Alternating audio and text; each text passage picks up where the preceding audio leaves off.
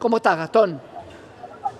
Hola Santiago, ¿cómo estás? Buenas tardes. Buenas tardes. Bueno, mirá, el dato que teníamos esta semana en línea con lo que vos mencionabas son dos, ¿no? En principio tuvimos el viernes el dato del EMAE, que básicamente nos muestra obviamente cómo se mueve la actividad, y ese dato viene bastante bien, digo, si uno lo compara en relación a noviembre del 2023, en relación al año pasado, ¿sí?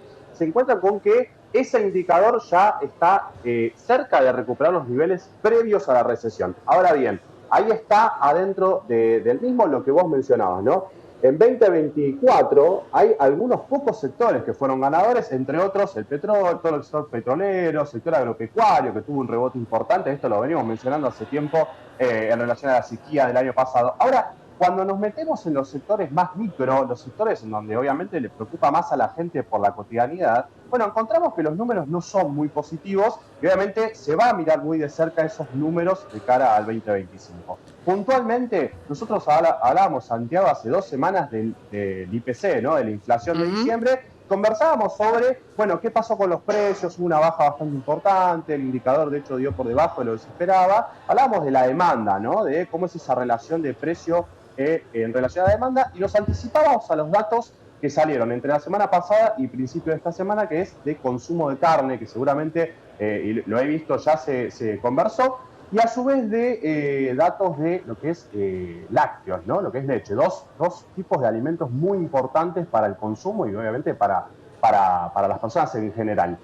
El OCLA, el Observatorio de la Cadena Láctea Argentina, informó el lunes que cerrado el año a diciembre tuvimos una caída del consumo de lácteos del 9,9% en todo el año. ¿Sí? Es decir, cuando uno mira el 2024 en relación al 2023, la caída de ventas de productos lácteos fue casi del 10%. Ahora bien, cuando uno hace ese número y lo mide en términos per cápita, es decir, lo divide por la población, el dato que tenemos de 2024 es el dato de venta de lácteos más bajo desde 1982. Son más o menos 34 años para encontrar un dato más bajo al actual. ¿Sí? Con lo cual ahí obviamente hay una preocupación. Cuando vamos a la parte del análisis de venta de carne, de nuevo, esto salió la semana pasada, ya lo hemos conversado, lo hemos charlado, pero no perdamos de vista que el consumo de carne per cápita también, el del 2024, fue el segundo número más bajo desde que se tiene registro. Para que tengamos una idea, el registro se tiene desde 1914 y solo en 1920 hubo un consumo per cápita de carne más bajo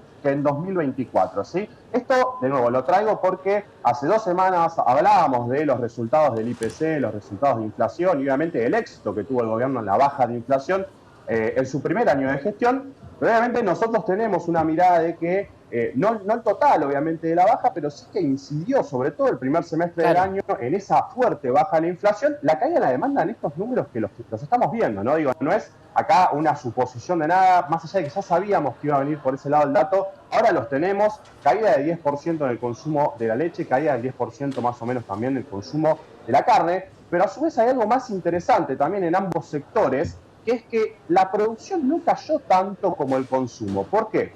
Porque, bueno, evidentemente, con varias mejoras que se fueron dando desde el lado de las exportaciones, incentivos a las exportaciones y caída del mercado interno, bueno, en ambos sectores hubo un crecimiento de las exportaciones importantes. Con lo cual, bueno, son dos sectores que hay que monitorear de cerca para lo que viene en este 2025, porque dan cuenta de una situación más micro, Claro. como te decía antes, ¿no, Santiago? Bueno, Que hablábamos, viste, al principio decía, che, petróleo, sí. claro, muchos hablamos de eso.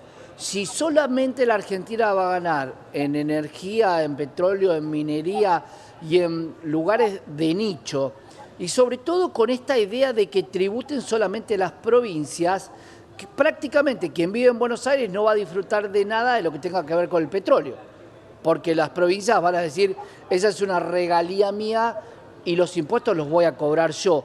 ¿Estoy en lo cierto en esto, Gastón, si se cambiara el modelo y se fuera al modelo Efectivamente. tributarista de los Estados Unidos? Efectivamente, y vos sabés, Santiago, que se viene conversando ya desde ayer, hay ciertas campañas de empuje hacia la eliminación de lo que es ingresos brutos, que más allá de que todos sabemos más o menos lo que estamos en tema, de que es un impuesto que genera muchas trabas, genera un Sí, incremento claro. de precio a lo largo de la cadena que es bastante distorsivo, obviamente para el productor y obviamente también para el consumidor, porque en definitiva es el que termina pagando al final la suba de impuestos. Bueno, también lo que tenemos que tener en cuenta ahí es justamente la desfinanciación de las provincias, ¿no? Si sacamos ingresos brutos, ¿qué vamos a hacer para compensar? ¿O directamente vamos a retirar el Estado de todas partes? Bueno, a ver, la lógica del Estado Nacional en su primer año de gestión y en lo que más o menos fueron comentando respecto a lo que esperan avanzar en el 2025 es efectivamente correr al Estado de varios lugares, con lo cual, bueno, vamos a ver cómo puede llegar a impactar esto. Ahí, Santiago, digo, hay otro dato interesante que no te quería dejar de dar en lo que es el sector lácteo. Nosotros estamos estudiando desde la Fundación todo lo que es la baja del consumo de proteínas, que seguramente para la semana que viene vamos a sacar algún tipo de informecito y lo vamos a poder charlar en profundidad, pero dentro de los productos lácteos, uno de los que más cayó, tuvo una caída de ventas de más o menos el 35%, es la leche en polvo, ¿no? Leche en polvo que en general es un producto que se asocia mucho a los comedores. Recordemos, ahora pasó mucho tiempo y quizás uno se olvida de ciertas discusiones, pero a principio del año pasado se discutió mucho sobre el tema del apoyo del gobierno nacional en los comedores, las auditorías. Bueno, eso es un tema que un poco quedó corrido, pero obviamente que el Estado es uno de los principales compradores de leche en polvo para acercar a la gente que obviamente Claro. no puede desayunar, no puede almorzar, a los chicos en las escuelas públicas, etcétera, etcétera. Bueno, 35% de caída en leche en polvo. Es un producto con mayor caída dentro de lo que es el sector lácteo. Obviamente esto es algo bastante interesante a Claro. seguir de nuevo, ¿no? Porque vamos viendo un esquema en donde probablemente este año tengamos, como dicen muchos analistas, un crecimiento en torno al 4 o 5%, pero lo que vemos nosotros es que ese crecimiento va a tener que ver más con algunos sectores puntuales, sectores que en general no son intensivos en empleo, y bueno, obviamente que empieza a darse esto de que los beneficios del modelo económico del gobierno actual, bueno, evidentemente van para unos pocos. Y ahí te sumo una cosita más vinculado a esto último, que es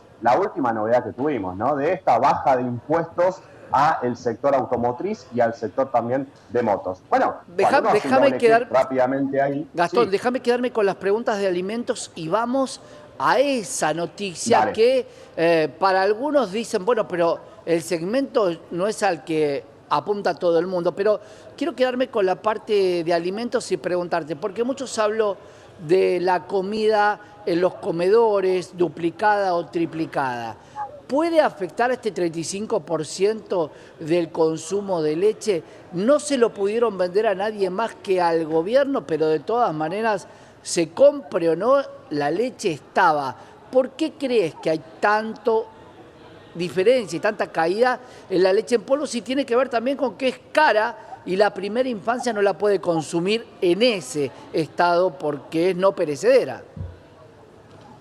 Bueno, totalmente. Obviamente que fue uno de los productos también con mayor crecimiento en los precios en lo que fue el año pasado, ¿no? A diferencia del sector de carnes, en lácteos hubo una fuerte suba de precios en todos los productos. De hecho, cuando uno mira en promedio, la canasta de lácteos tuvo un incremento por encima de la inflación. A diferencia de la carne que hablábamos hace 2 semanas, que más o menos depende del corte, el promedio de suba fue del 50%. Obviamente que la leche en polvo, además, Santiago, vinculado a lo que hablábamos más temprano, es uno de los productos principales de exportación dentro del sector lácteo. Y ahí Claro. vamos de nuevo al punto que te decía antes. Ojo, porque cae el mercado interno, pero tienen una salida, sobre todo con algunos beneficios de baja de retenciones y simplificación de trámites, que obviamente muchos de esos están muy bien, porque hay muchas veces demasiadas trabas para la producción, para las exportaciones, y obviamente eso es algo que el país necesita.